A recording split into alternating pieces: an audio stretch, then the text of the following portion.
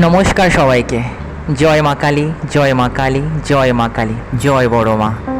আজ ছিল জ্যৈষ্ঠ মাসের ফলহারিণী অমাবস্যা। তো ফলহারিণী অমাবস্যা উপলক্ষে আমি অলরেডি ঠাকুর করে আয়া পড়ছি। মার ফুলের মালা অলরেডি আমার বানানো দিক হয়ে গেছে গা। আর দেখো বেলপাতা ফুল দিয়ে মালা বানাইছি একটা। আর এদিকে মার জন্য আমি প্রথম বানাইছি লেবুর মালা। তো মাকে আজকে লেবুর মালা পরামো। লেবুর মালা বানিয়ে লাইছি আর বানাই অলরেডি মারে পরেও লাইছে এই মারে। তো এদিকে মোটামুটি আমার সবটা কাজই কমপ্লিট হয়ে গেছে গা। আর আমি দিয়ে কী করছি, মানে যখন ফলগুলি কাটতেছিলাম তো একলা হাতে তো পারছি না কাটতে, ভিডিওটা করার লেগে। তো মোটামুটি ফল সব কাটতে সেটা অলরেডি মা শুনে বুক আমি থায়ের মধ্যে সাজিয়ে মার উদ্দেশ্যে নিবেদন করছিলাম।